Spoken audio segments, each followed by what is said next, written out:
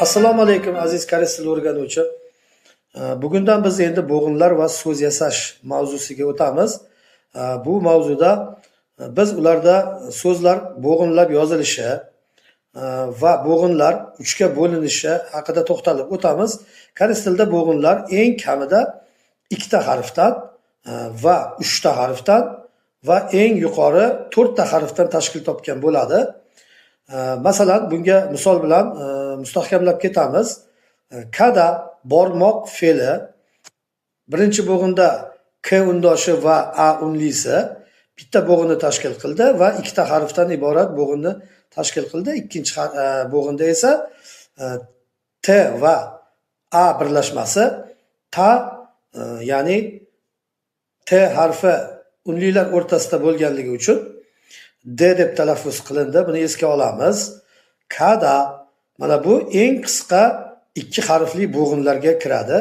Endi 3 harfli bo'g'inlar bularda qanday bo'ladi? Koreys tilida eng ko'pi bilan harflar ketma-ketligi 2 dona bo'ladi. Demak, 3-chi misolga e'tibor beramiz. Masalan, daryo, kang. Kang deb yoziladi. Demak, bu yerda 3 ta harf. Unda qanday qilib so'z yasaymiz?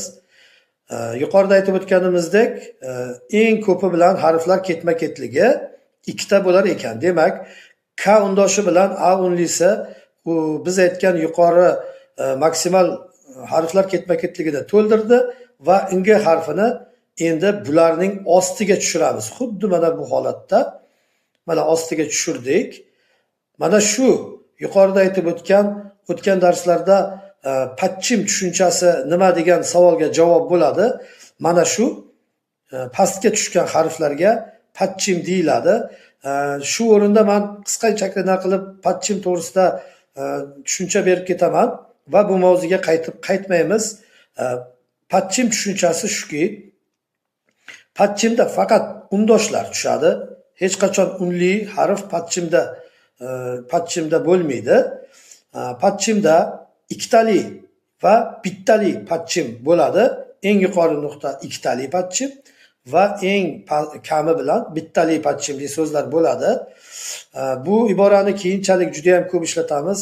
Patchimi bo'lsa, bo'lmasa deganimizda endi bilingki, patchimi bo'lsa bu demak undosh harf bilan tugagan so'zlar deb aytsak ham yoki bo'g'inlar deb aytsak ham o'rinli bo'ladi. Yoki patchimi bo'lmasa deganimiz bu albatta unli harf bilan tugaganligini bildiradi. Buni qisqacha ta'bir joiz bo'lsa aytib ketdim.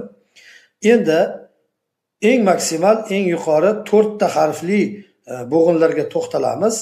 Masalan, o'qimoq fe'li ikta deb aytiladi, yozilishda ilkta deb yoziladi. Demak, mana yozib ko'rsataman. Bunda yuqoridagi o'qilmaydigan ingi undoshi bilan i harfi o'zi ikkita biz aytgan eng yuqori harflar ketma-ketligini to'ldirib qo'ydi. Endi qolgan l va k harflarini ularning ostiga tushiramiz. Mana xuddi shu holatda mana shu eng maksimal yuqori harfli, ya'niki 4 ta harfli bo'g'in deb ataladi. Bizda ham bunday bo'g'inli so'zlar bor. Masalan, dars so'zi bitta bo'g'in dars, lekin 4 ta harfdan iborat.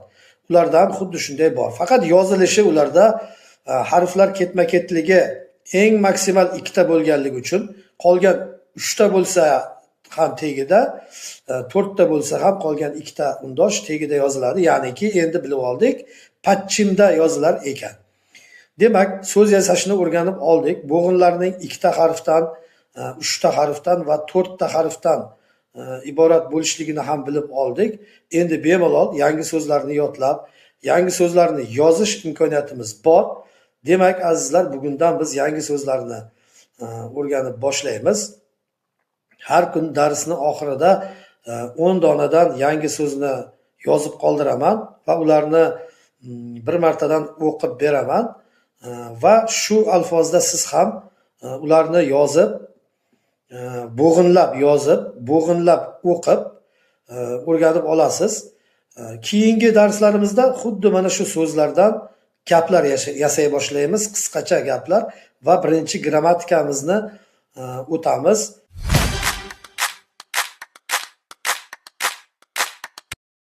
Mana azizlar, uyga vazifani ham o'qib eshittiraman. Faqat koreys yozig'idagilarni o'qiyman. I, k, cho, got. Bu narsa ma'nosida keladi. Chek, saram, chip. Bular keyingi darsimizda yodlab olsangiz juda ham az qotadi. Ya'niki birinchi grammatikani boshlaganimizda. O'yja, cheksang, hanil, namu. Mana azizlar, uyga vazifa shulardan iborat. Keyingi darslarda ko'rishguncha sog' omon bo'ling.